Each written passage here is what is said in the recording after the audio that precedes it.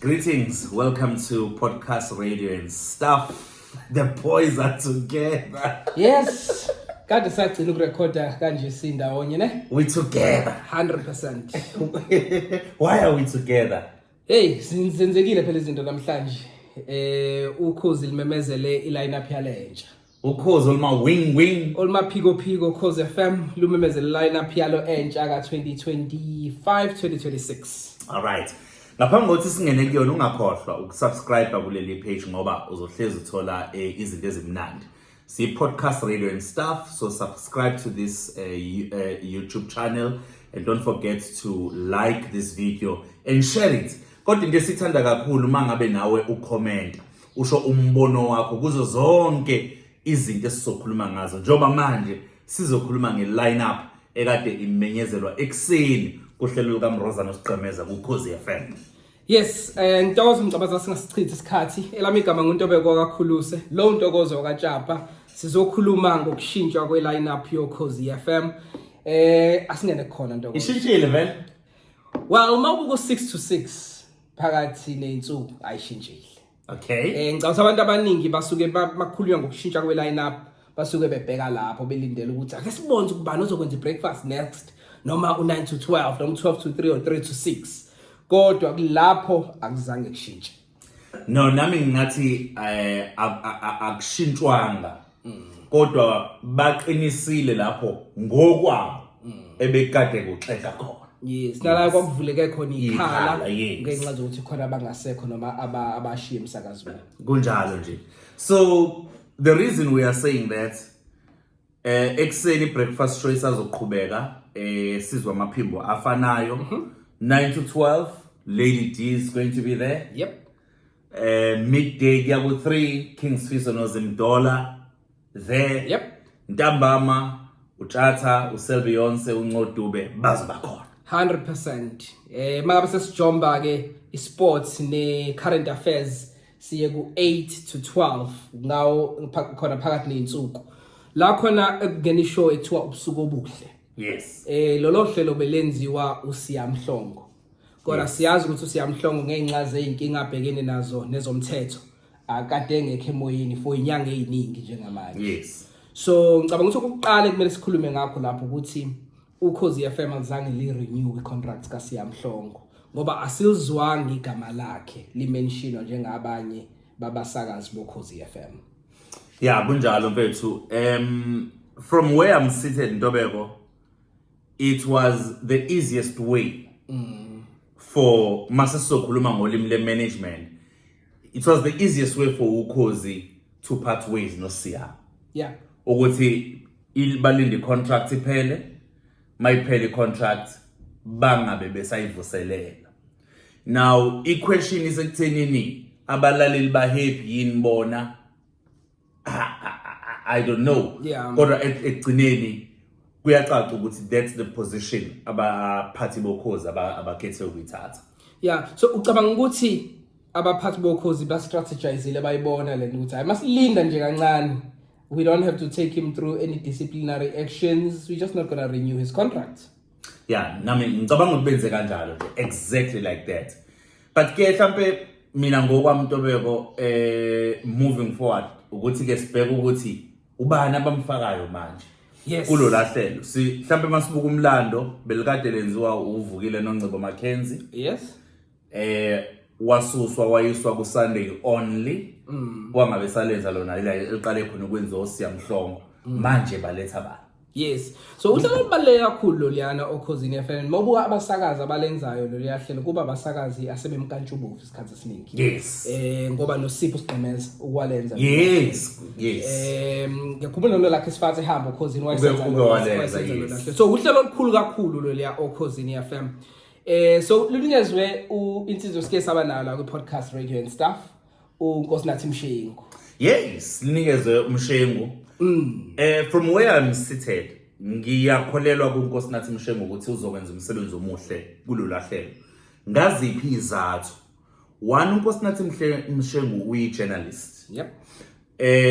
I-journalist ene-experience ekubeni journalist. Number 2, uNkosinathi Mshengu ungumsakazi one experience umuntu angabuyela emumva la esasimi interview khona ayoyilalela experience yakhe ngeke ngichaze la ikhona episode la esasikhuluma khona nayo uNkosinathi Mshengu la kwi-PRS.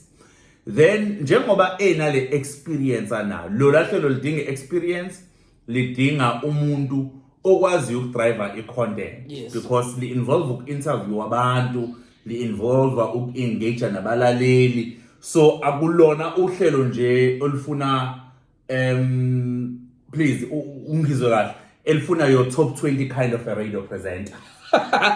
Sikuzwa kahle. Cha understand ngithi Ngiyaka-understand angazi ukuthi usho ukuthini about your top 20 kind of presenter. Mhlawumbe ungangenzela isibonelo. Ewugagile wena. No, but ngikuzwa kahle dinga umuntu one content. Yes. Nokwaziyo ukuholda a conversation.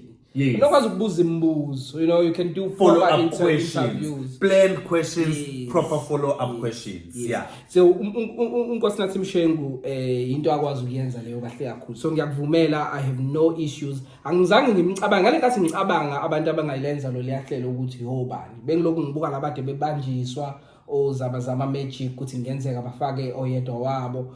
Kodwa uthe Nkosinathi Mshengu mayisemenyezelwa, it just made sense. It made sense. So congratulations to Nkosinathi Mshengu, uDr Love. Bazokhala abantu bothando lapha ebusuku manje. Hayi usanga zikhona nakhona lana.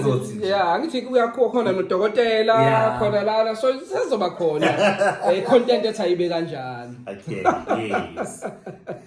Yeah, so very interesting. Kamuhlelo lakhe selizokwenziwa ubani manje? Luphi? Lola belenza ke. Oh yes. Ikhaya lokhozi. Ukhaya lokhozi. Bangaphosisi. Kusuka ngo12 ebusuku kuya ku3 phakathi neinsuku. Selizokwenza uzama magic, uzama Mseleku hambisana no Bingelela Mpanzi. Yes. So that is very interesting. That is an interesting combination. Okokuqala okuinterestayo ngayo ukuthi laba Winnie Mahlangu.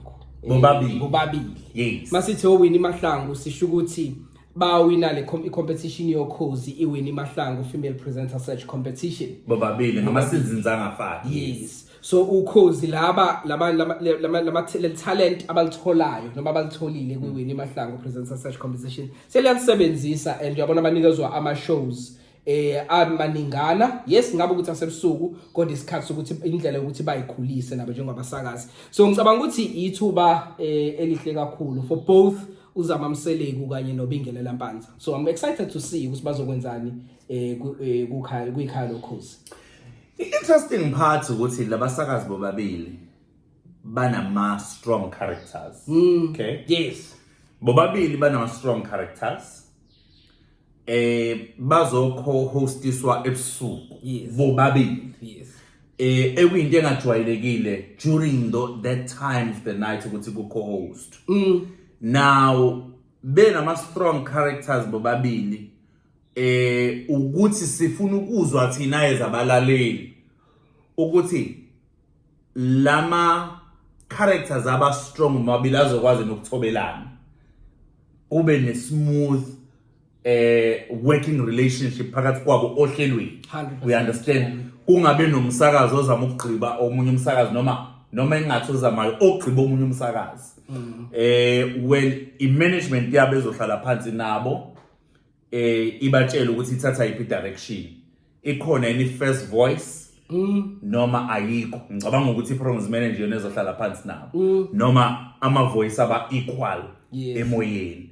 So uPM wabo uzohlala phansi nabo athi guys, this is how I want you to do this. But that will be very interesting. Yeah. So I'm going to be making sure ukuthi ngiyasenza isikhathi sokubalalela 100%. And ngicabanga ukuthi okunye okuinterestayo ngaleyo combination Ntokozo asijwayele ukuzwa abasakazi besifazane be co-host abo babili. Isikhathi siningi kujwayele kuba owesilisa nowesifazane. Kodwa ukuzwa owesilisa nowesilisa akujwayelekile kuyenzeka kodwa akujwayelekile. Yeah. So naba nabesifazane especially ebusuku into esingayijwayele kakhulu. So I'm really interested ekuboneni nami ukuthi ngabe le show izohamba kanjani. Umention indaba ye first voice ne second voice. Ngicela ucheck ngiyazi una list lapho ukuthi ubani igama lakhe elibhalwe kuqala.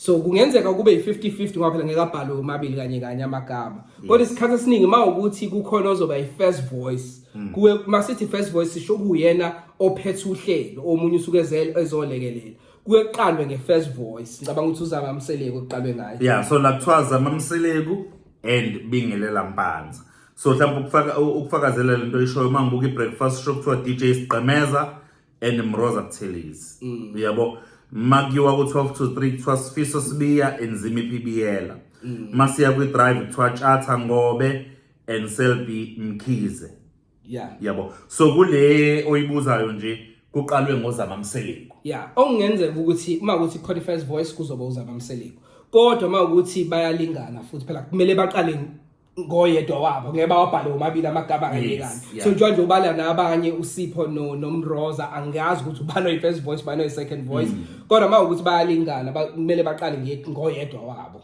so those dynamics are interesting so kwesilalele sizwe sikwenzakalani njengoba nje siqale isizini entsha lapho Khosini FM. All right. Yeah, so ngizama ukucabanga partner yinsuku.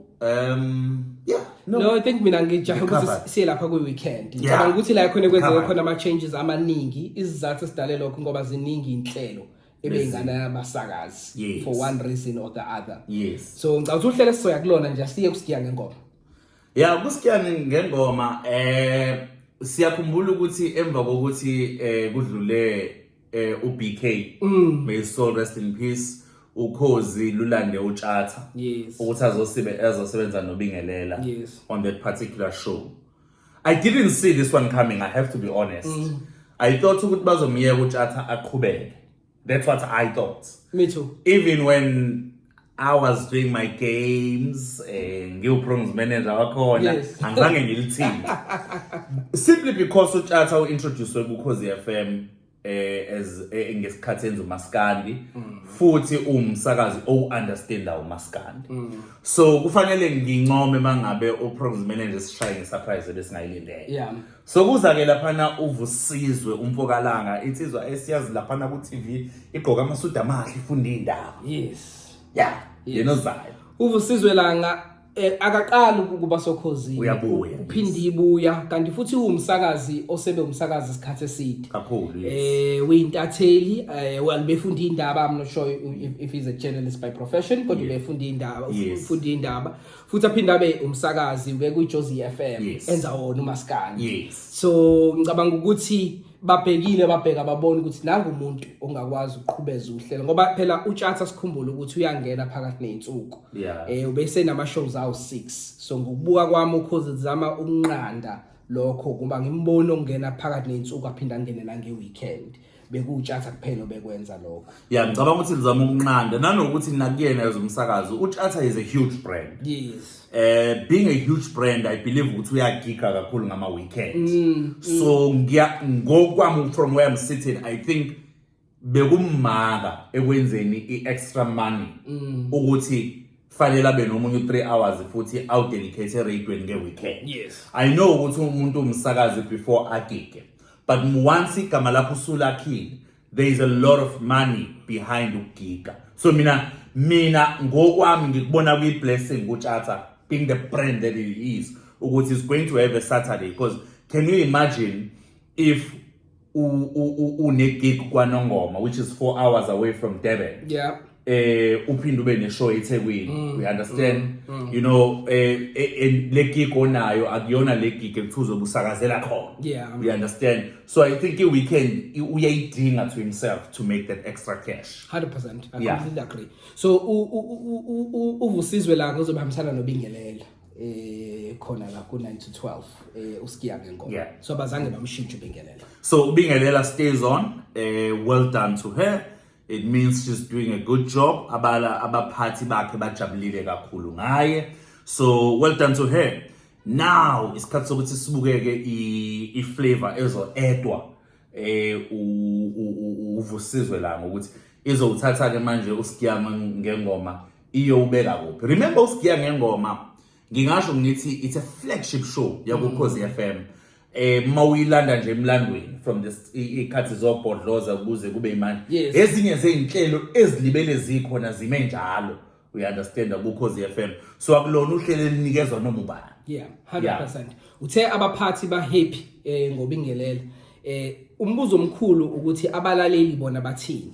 Ukuthi mawubuka ku social media sike saba nayo ubingelela la kwi podcast radio and stuff. And personally I think it's just doing a good job. I think wenza umsebenzi omuhle okhosini. Kodwa mawubuka I social media baningi abalaleli abakhomentayo abebefise ngathi akashintshwe. Angisho ukuthi baningi kunalabo bebengafisi abangafisi ukuthi ashintshwe. Kodwa uyabona ama comments anje ngalawo. So ngiyafisa ukwazi ngabe bona bacabangani ngokuthi ubingelela usanikwa futhi ithuba lokuthi aqhubeke lapha kusikiya ngengoma. Yeah, injalo.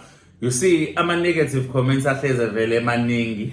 Yes. Because a positive atwala ukungabhala. Yes, umuntu ohappy uzoyithulela angasho Yes, lutho. yeah. Abantu ababa vocal kakhulu yilabo abangajabule isikhathi esiningi. Yeah. Let's move on. Siyobheka lapha i top 20 kube no shintsho. Yeah, iPRS le ndoda yakho enegangayo yabo. Yayiphuza isiphuzo. Lezi inhlelo lezi kusukela lapha nawo la isengena khona uNkosinathi Mshengu yayizibukile njengeinhlelo ezidinga ukuthi zithola abantu abapermanent. Lapha ku 12 to 3 yayifake yena uMafresh. And there you go. Today we are seated here uMafresh uyena ozokwenza i top 20. Mhlambe kungasho ukuthi hayi okunye usiyakushiya. Babe babili abantu kwakuMafresh noLinda Sibiya. And obviously siyazi ukuthi uLinda Sibiya is not going back to Ukhozi. So yakhe indaba iseceleni. So kwakuMafresh, there you go. uMafresh is going there. So kusho ukuthi nayo le ndoda ayidwebeka. So eKaMafresh is very interesting, yeah. NgoMafresh sekunesikhathi ajoin Ukhozi FM. Yes. And ubelo kwenza ama shows asebusuku. Yes. So wonke umsakazi uyakufisa ukukhula. Yes. Nokunika ithuba lokusakaza emini abantu abaningi balalele. Abaphathi bokhozi bakhombisa ukumthemba uMafresh ngokuthi bamnikeze ukuhlukanisa unyaka ehambisana noCell Beyonce. So uma ngabe bemthembe ngokuhlukanisa unyaka khona ivideo ngirecordile ngesonto izolo engathi Ukhozi lizomemezela. Uma ngabe ethenjwe ngokuhlukanisa unyaka angangathenjwa kanjani nge-top 20 umbuzo engubuzile loyo. Ngokuhlukanisa unyaka, to be honest, it's a one day event. Kodwa it's a huge responsibility. Yes, it's a huge responsibility ngoba Ukhozi ilona sona stage esilalelwa kakhulu uma bekuhlukanisa unyaka. Ukuthi abaphathi bokhozi bamthemba uMafresh ngokuhlukanisa unyaka. Kungikhombise mina ukuthi ubesekilungele noma ready ukuthi usengangena emini. La kanjani bamfake emini usezokwenza i-20. Mafresh mina ngizokulalela. Futhi sizobuya la. Siyakhuluma la kwi-PRS. Sisho. Masingekho happy. Mina ngizosho wena nesaba ukuthi Mafresh sizokulalela. Ziqala nje first week Saturday of April, we are all ears. 100%. So Mafresh Okhozini top 20 Ukhozi FM, really exciting. Sahlala kona umgqibelo entokozo lapha ngo 6 to 9 ebusuku kube ne-edition entsha. Phinde futhi kwabuya usithandwa Nzuza. Sebuyele Ukhozini, ayazicabanga ngani ngalokho? I didn't see this one coming again. Nokumele phela ngizisho izinto engingazibonanga zenzeka. This one I didn't see it coming. I did not even predict it. Yeah. You know, even when I spoke about abantu abangabuya, I never mentioned usithandwa Nzuza. So I look forward to kumlalela. When she was on radio, bewumsakaza bengimlalela. Yes. I've never had any issues ngendlela asakaza ngayo. So mnikeza ithuba simlalela. Yeah. Welcome back to Sithandwa Nzuza. She's doing well. She's on TV. She's always on our faces. So it was wise ukuthi bambuyise. Yeah, I mean uqinisile ngifuna ukuvumelana nawe Ntokozo Mabe uthi makumention abasakazi abangabuya Ukhozini. Akuyena umuntu obementionwa kakhulu. Abantu bebekhuluma ngalabo abasanda kuhamba kanye noLinda Sibiya. Bekulinda Sibiya kuba uvukile noNgcebo Mackenzie bese kuba ukubuyiswa kukaSiya Mhlongo befise ukuthi ngathi angabuyele emoyeni. Kodwa bambalwa uma ukuthi bakhona abantu abebekhuluma ngosithandwa Nzuza. Kodwa ke it's exciting ukubona ukuthi usebuyile naye ubuyele Ukhozini FM. Okusho ukuthi ukuhamba kwabaphathi laba abasanda kuhamba especially uSibongi. Ngoba ngiyakhumbula enkathi ikhamba uSibongi usithandwa Nzuza wa update status sakhe. Angicabanga ukuthi wayekhuluma ngekhama ngicela ungamquote kodwa abanye bas-interpreta leso status ngokuthi unokujabula ukuthi usehambile uSibongi nayi-ke imphumela yokujabula usebuyelile Ukhosini FM. Ngiyasikhumbula status kodwa nama ngisasikhumbula exactly. Yes, kodwa sasithola ukukhombisa nje kuba nokujabula. Yeah. Ngoba sabantu phela siyafunda siconclude. So that's it on a Saturday. Ngicabanga ukuthi asiye lapha kwisonto. Ngesonto asivele siqale ngoSiphiwe. Sibiya. Sotobe. USotobe. Omunye uwini football. Uwini Mahlangu. Wokugcina last year usuvalwa Ukhosini. Uzongena ngo3 ekseni kuya ku6 ngesonto ekseni. Angacabangani ngokuthi uSiphiwe finally she has her own show. Okay, for now I want to say congratulations to her. That's all I can say for now. Sesizomnikeza ke manje ithuba simuzwe ke senohlelo lakhe. Yes. Obviously uPM wakho uzomtshela ukuthi ikuphi okulindeleke kuyena kulolu hlelo. Sizobe sesimuzwa ke naye seveza amafa akhe. Ngike ngamnikeza uhlelo ngalesi sikhathi ngikhuluma. Yes. Kwakuwona uSunday by the way, yes. Kodwa kwakuyisemini. So she's back on a Sunday ngoka programs manager. So ithuba ke somnikeza ithuba naye manje. Simbuke simlalele and then sizobuya la Siphiwe sesikhuluma ngalo hlelo. Yeah, no, I agree, Ntokozo. I'm excited for uSiphiwe Sibiya. So, cause bengimlalela ngale nkathi kuMgugundlovu FM mangithola ithuba, especially social media, my post my interviews wakhe. She's very good with interviews. So, quite excited to see ukuthi yini azoyenza lapha kuKhosi FM. So, really excited for her. Njengoba nje nawo usho akukho singakusho ngako njengamanje asilinde simlalele. Definitely. Yes. Which show next you want us to talk about? The one I spoke about, Eshilo. Eshilo. So ikhumbula ke leyo show ukuthi ibiyenziwa uMamzane Lembokazi. Sadly wadlula emhlabeni last year. So thema edlula emhlabeni uMamzane Lembokazi yabanjwa uThembeka Zondo Cele. Yes. Bebambile kuze kufike manje kodwa bekayenza uPhindi now and then kodwa nje kakhulukazi biyenziwa uThembeka Zondo Cele. So sithola ukuthi ishow izokwenziwa uPhindi so ishow yakhe njengamanje. Yakhumbula uPhindi wayekhona kwi lineup. Yes, ngingathi Ntokozo uma kuthi awuyibukanga ivideo Ntokozo akhuluma ngayo wenza ama predictions ukuthi yena kube beyomphathi woKhosi iluphi ushintsho angalenza uKhosini and wayethe uPhindi angamnika le show Eshilo. So unikeziwe ke. So njengomuntu waqagelile lokho uthini owakho umbono ukuthi ke uPhindi sesizomlalela ke. Phela manje we can't say ukuthi abantu sizomlalela simnikeze ithuba. Yes. Bebambisene no producer bakhe imapha ama changes abayeza nawo ohlelweni. Bazokwazi ukujabulisa abalandeli balo lahlelo. Yeah, so we're going to give her a chance. And we're gonna record. Yeah, I love to say that. We're gonna comment. Yes. And ngicabanga ukuthi into ekuzoba nzima ukuthi I avoid uPhindi uqhathaniswa noThembeka Zondo Cele obekade enza lo hlelo for isikhathi eside. Ngoba mabuka uThembeka indlela abelenza ngayo uhlelo baningi abebekhombisa ukuthokozela ukwenza kwakhe uhlelo.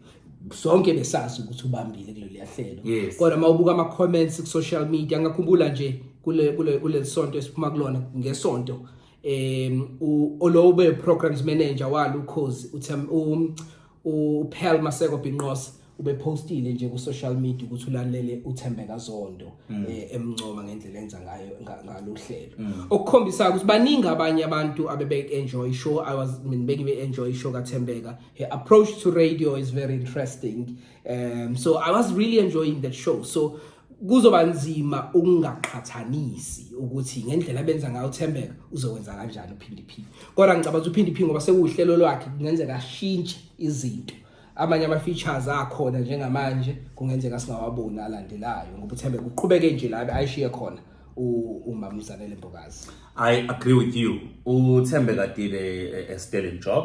I used to listen to the show. I had no issues with the show at all. But because she's a producer and she's more behind the scenes, that is why I thought of ukuthi if I were to bring someone there, sengithi ke manje ngiyalizinzisa uhlelo, ngiyamsusa umuntu obambile, my thoughts agijimela kuyena uPhindi P. Ngokwesitayela sokusakaza, there are two totally different 100%. types of presenters. Yep. Isitayela sabo sokusakaza asifani inhlobo bebubabili. Kodwa we are going to be listening and we are going to be commenting, and we believe in Italian likaPhindi P. 100%. Angabe bakhona intokozo isho osafuna sikhulume ngayo? No. Kubili mina ngifuna ukusho.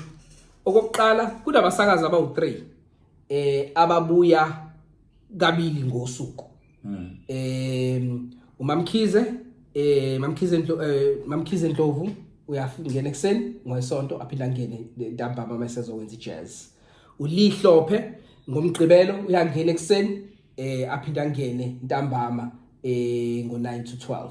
Bese kuba uLucky Nkosi ngawo futhi iSonto uyangena ekseni aphinda ngene ntambama. I'm not sure about this. Mina ngike ngikubona ukusakaza njengento yes usebenza 3 hours kodwa mentally it can be very exhausting. So mina ngiyibona ngathi ishow ngathi uma wenza ishow today ngathi ungaphinda ubuye kusasa khona uzokwazi ukuthola icontent uplane kahle ube fresh. So bengakulindele ukubona abanisakaza abaningi kangaka bebuya more than once in a day. So that was a bit of a surprise for me. Kodwa ke ngicabanga ukuthi sesizobona ukuthi kuzosebenza kanjani. You see, well, it's something that I don't like. Yeah. I'm not saying it is wrong because there are no rules in the book that say it's wrong. Yes. I don't like. Especially we stations njengokhozi ngokwami esinabasakazi abaningi abanye abano one show. Into ekumele ke manje sibuze yona engicabanga ukuthi ke ibona abaphathi bokhozi abazoyiphendula ukuthi, does this mean labasakazi ba ma specialist yini kulama content, kule content abasuke beyidrive? So lokho kudala ukuthi angeke ukwazi ukufaka omunye umuntu kulolo hlelo ngoba uzokwiliza ngoba akuyona icontent ayi-understandayo. So mhlambe angike ngilinganise, mhlambe uhlelo lolu ekukhulunywa ngezempilo.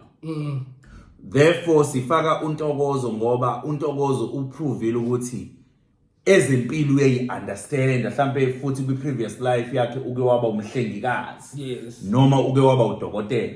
So kuzoba lula break down ama-difficult terminologies angakhulunywa udokotela ozobe se-studio break it down for umlaleli. But if you have, for example, uLucky Nkosi emini enza ezingasoze zabona, mase phinda uyabuya ebusuku ezokwenza uhlelo lomculo wamakhwaya uLozolo. Is there anything especially ngalezi inhlelo zothu ukuthi ntambama bengeke kubuye omunye umuntu? Amakhwaya kunento special yini ngayo? We understand ukuthi kumele aze abuye kabili.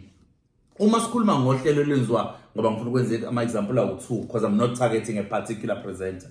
Uma sikhuluma ngoMamkhize Ndlovu engena on a Sunday morning enza lo lahlelo oline information, u-interviewer your MEC a drive uhlelo labantwana ezenkolo zabantwana mase buya ntambama mesezokwenza iJazz, which is just a musical show.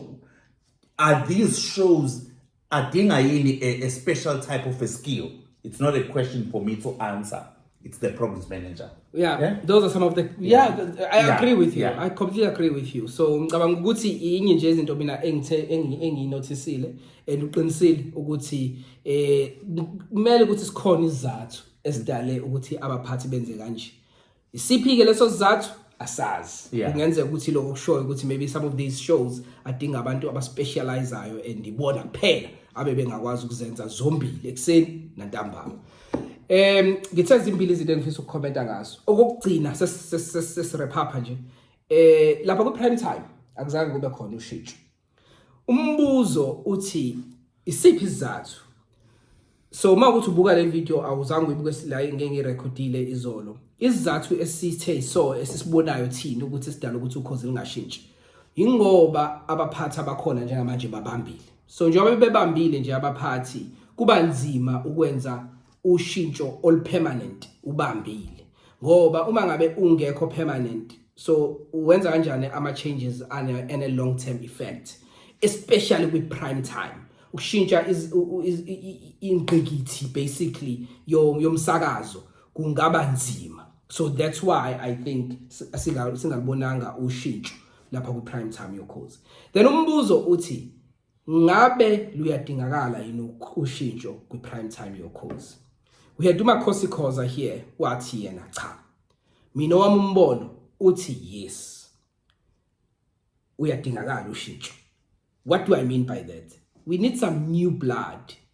I'm not saying ashintsho u6 to 6 khishwe uGqemeze ekseni uMroza khishwe uMamdudu everyone, no. That's not what I'm saying. What I'm saying, we need to start ukhozi idinga uqala lokulifaka some new blood lapha yana ku prime time. Sibone osibanibani ya coming up, osibanibani ya coming up. Noma kuthiwa basebenzisana nabo laba sebekhulile sebemkantshubovu. Kodwa we need to start seeing some new blood coming in ku prime time yokhozi. Ngoba laba babambile njengamanje kade bazenza lezi inhlelo. Ngicabanga ukuthi angisho ukuthi there's anything wrong with that. Kodwa i-succession planning bonakala ukuthi ayime kuphuma usibanibani usenalibamba lo hlelo. That is my view. It's a very good view. Abalaleli yabona mangabe for example njengoba ulinganisa uma ku 9 to 12 I'm just making an example. Kutholakala i-co-host eyanga. I-voice yayo iqala iyajwayeleka kubalaleli be-prime time. Not ukuthi le co-host igrumelwa u9 to 12 kodwa igrumelwa i-prime time. Kusho ukuthi uma in the next 3-5 years isiyofakwa kwi-drive abalaleli be-prime time abathuki ukuthi ubani manje lo ngoba bebekade sebeyijwayele. Yes. You understand? So I agree with you fully. This has been Podcast Radio and Stuff. Sibonga kakhulu ku Ukhozi FM ngoshintsho olenzekile basinika ne content, siyethanda vele content.